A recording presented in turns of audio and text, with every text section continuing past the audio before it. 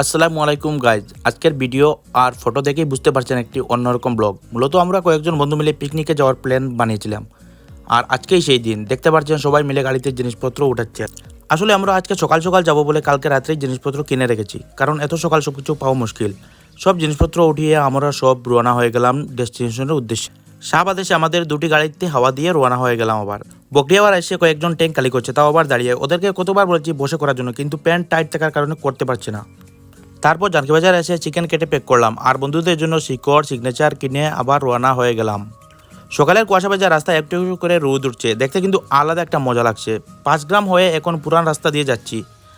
মূলত এই রাস্তা দিয়ে এখন বেশ যাওয়া হয় না, কারণ বাইপাস হয়ে গেছে। আর এই পুরান রাস্তা দিয়ে যেতে কিন্তু আলাদা একটা মনে শান্তি লাগে।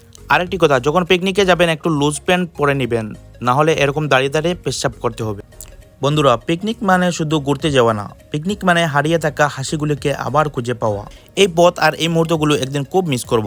ঠিক তখনই পেছনে তাকিয়ে দেখি আমার প্রিয় আলতা ভাই গাড়ি নিয়ে এমন স্পিডে যাচ্ছে, মনে হচ্ছিল যেন কোনো সিনেমার স্টান্ট সিন চলছে। এবার আমরা কাঠিগড়ার গমন সেতুর উপর উঠছি। অনেকদিন সেতুটি বন্ধ ছিল, রিপেয়ারিং চলছিল। আজকে সে সেতুর উপর দিয়ে যাওয়ার সময় সত্যি মনে হচ্ছিল এই পথ আর এই মুহূর্তগুলো একদিন খুব বেশি মিস করব।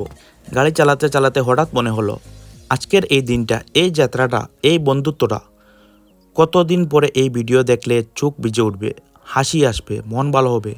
কিন্তু সেই দিনের মতো আর কখনো দিন ফিরে আসবে না।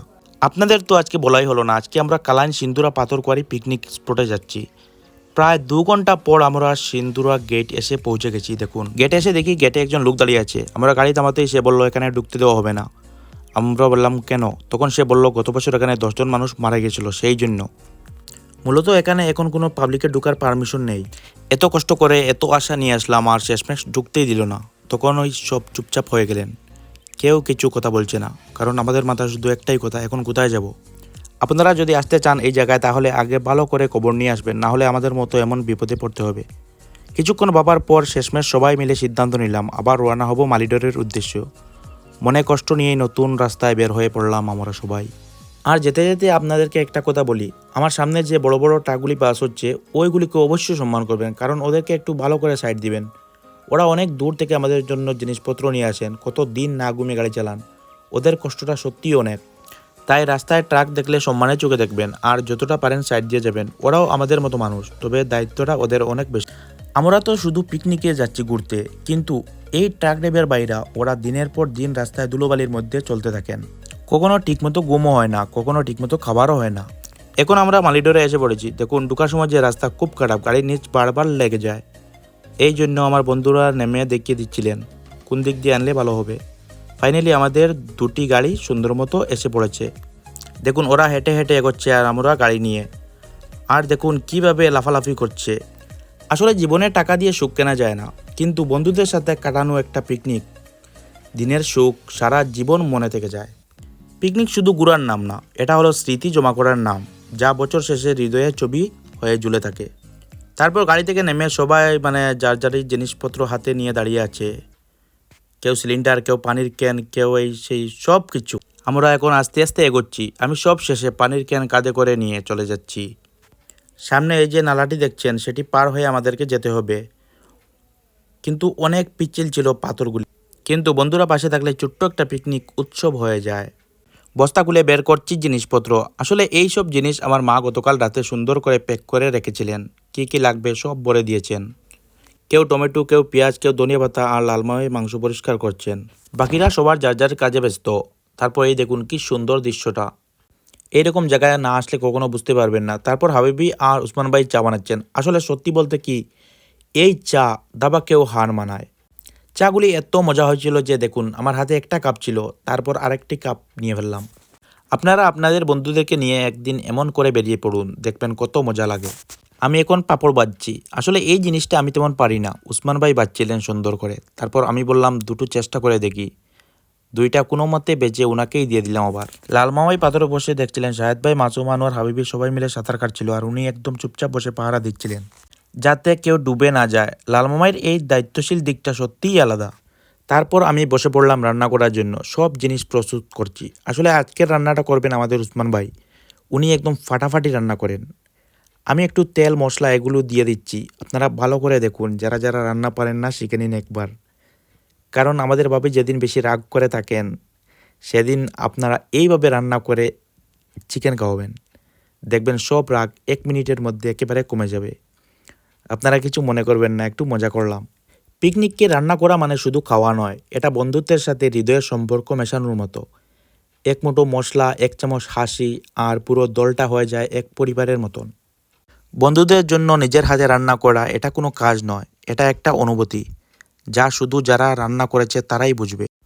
এখন প্রায় রান্না করা শেষ, আর সবাই দেখুন কাঠের নিচে দিয়ে কত সুন্দর করে লাইন ধরে বসে পড়েছে। মনে হচ্ছে যেন একটা বড় পরিবার একসাথে জায়গা করে নিয়ে বসেছে। এখন আমরা খাওয়া আরম্ভ করে দিলাম। সবাই মনে হচ্ছে আজকের এক মুঠো ভাত, এই চিকেন, এই হাওয়া সব মিলিয়ে আজকের দিনটা আসলেই স্মৃতি হয়ে থাকবে। বন্ধুদের সাথে একত্রে বসে খাওয়ার মজা এটা আসলেই আলাদা। একসাথে বসে ভাত খাওয়ার আনন্দটাই আসলে পিকনিকের আসল সৌন্দর্য। হাজারটা খাবারের স্বাদ ভোলা যায়, কিন্তু বন্ধুত্বের সাথে একসাথে বসে খাওয়ার স্মৃতি কখনো ভোলা যায় না। ঘরের খাবার প্রতিদিনই খাই, কিন্তু বন্ধুত্বের খাবার বছরে কয়েকবারই পাওয়া যায়। তাই পিকনিকে বসে এই ভাত খাওয়াটা হৃদয়ের কোণে চিরদিনের জন্য লেখা হয়ে যায়। জীবনে হাজার ব্যস্ততার মাঝে পিকনিকে বন্ধুদের সাথে একসাথে বসে খাবার খাওয়া এটাই আজকের দিনের সবচেয়ে বড় শান্তি। আসলে প্রথমে খেয়াল করিনি, মাসুম, শাহেদ ভাই আর কুসুম ওরা রোদে বসছিলেন, অনেক কষ্ট হচ্ছিল। রোদটা সত্যিই বেশ ছিল। আর এদিকে দেখুন আমি প্রায় শুয়ে শুয়ে খাচ্ছি, লাল মামাই ভিডিও করেছিলেন। আপনারা বলুন তো আজকে আমাকে দেখে মনে হচ্ছে কত দিনের উপোস। আমার তো মনে হয় পুরো হাঁড়িটা শেষ করে ফেলবো আমি একা, ওরা না থামালে। আসলে কি বলবো, খিদা যখন লাগে ভদ্রতা আর স্টাইল সব বন্ধ হয়ে যায়। আসলে কি জানেন, জীবনে অনেক জায়গায় গিয়েছি আমি, কিন্তু বন্ধুদের সাথে পিকনিকে কাটানো কয়েক ঘন্টার আনন্দ পুরো বছর ভর করে রাখে। এরকম একটা দিন কাটালে সব চিন্তা ভুলে হাসিতে ভরে ওঠে। লালমামাই আচারের ডিব্বা দেখলেই যেন কি হয়ে যায়, আঙ্গুল ঢুকিয়ে মুখের উপর নিয়ে উল্টিয়ে আচার খাচ্ছে মামাই, যেন ছোট বাচ্চা। আসলে বাড়ির সবচেয়ে আদরের ছোট্ট রাজকুমার উনি। আর এদিকে ওসমান ভাই আর সৈয়দ ভাই উঠতেই চাচ্ছেন না, এখনও খাচ্ছেন। আসলে সৈয়দ ভাই অনেক ভালো মনের একজন মানুষ। প্রিয় বন্ধুরা, খাওয়া শেষে সবাই বাসনপত্র ধুয়ে আবার বস্তায় ভরে ফটো তোলা হলো, হাসি মুখ, খুশি স্মৃতি। তারপর আবার রওনা হয়ে গেলাম বাড়ির উদ্দেশ্যে। প্রিয় দর্শক ভাই বোনেরা, সারা ভিডিও জুড়ে আমাদের হাসি, গল্প আর একটু পাগলামি সব মিলিয়ে যদি আপনাদের মুখে সামান্য একটু হাসি ফুটে, তাহলে আজকের দিনটা সার্থক। জীবন খুব ছোট, কিন্তু বন্ধুদের সাথে কাটানো এই ছোট ছোট মুহূর্তগুলো একদিন বড় স্মৃতি হয়ে আপনাদের কাছে ফিরে আসে।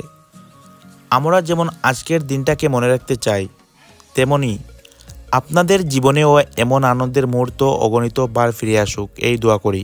সবাই ভালো থাকবেন, হাসি খুশি থাকবেন, আর আপনজনদের সাথে এমন সময়গুলি কখনো মিস করবেন না। অসংখ্য ধন্যবাদ আমাদের সঙ্গে এত সময় থাকার জন্য। আসসালামু আলাইকুম, আল্লাহ হাফিজ। দোয়া করবেন সবাই।